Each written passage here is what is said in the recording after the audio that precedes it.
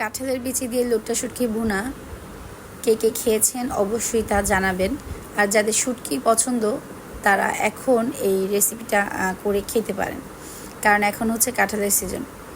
অনেক মজার এই খাবারটা, মানে আমাদের সবার বাসার সবার খুব মোটামুটি সবার খুব প্রিয়। তো আজকে আমরা বানাবো। প্রথমে একটা প্যানে তেল নিয়ে নিলাম পরিমাণ মতো। এই তেলের মধ্যে প্রথমে শুকনো মরিচগুলোকে এরকম করে ফালি করে কেটে দিতে হবে।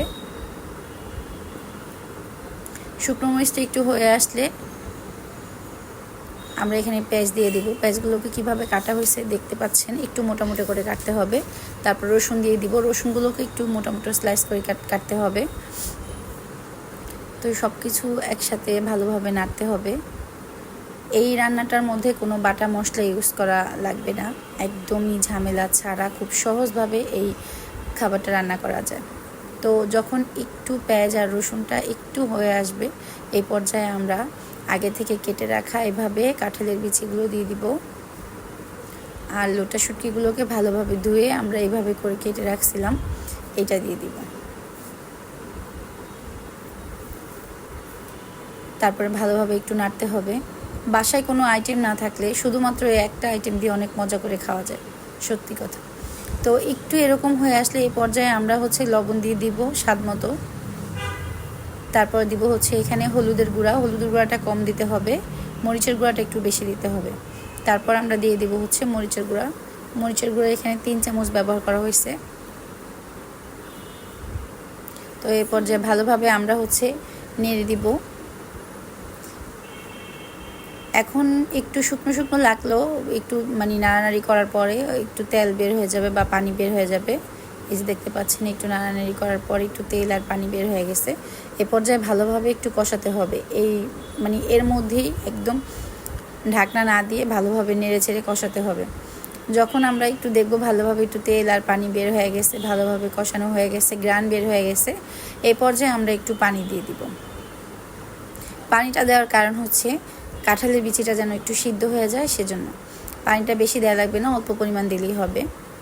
তো কিছুক্ষণ পরে আমরা এই ঢাকনাটা খুলে আবার একটু নেড়ে দিব। নেড়ে চেড়ে দিয়ে আবার আমরা ঢাকনাটা দিয়ে দিব। তো এই পর্যায়ে হচ্ছে ঢাকনাটা একটু খুলে দেখেন এখানে তেল বের হয়ে গেছে, পানিটা শুকিয়ে গেছে, তেল বের হয়ে গেছে। এটাকে আরও ভাজা যত মানে ভাজা করা যাবে ততই বেশি মজা লাগবে। তো কাঁঠালের বিচিটা সিদ্ধ হয়ে গেছে, আমরা আরেকটু ঢেকে দিব। কাঁঠালের বিচিটা প্রায় 80% সিদ্ধ হয়ে গেছে, আমরা আরেকটু এ পর্যায়ে আরেকটু ঢেকে দিব।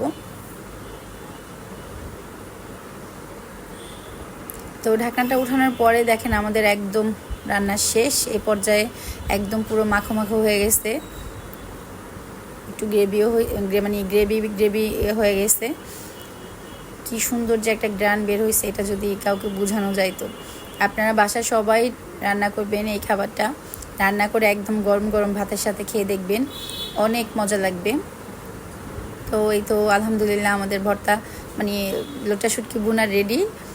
লোটা শুটকি ভর্তা বলেন, ভুনা বলেন, সব কিছুই অনেক মজা। আমার প্রিয়, অনেক প্রিয় এই লোটা শুটকিটা। আর এখন তো কাঁঠালের বেশি মানে আছেই, কাঁঠালের সিজন। তো আপনারা বাসায় সবাই এই রান্নাটা ট্রাই করে খেয়ে দেখবেন। তা আমরা একটু টেস্ট করছি। টেস্ট করার জন্য আমার আম্মাকে দিলাম একদম গরম ভাতের সাথে লোটা শুটকি ভুনা।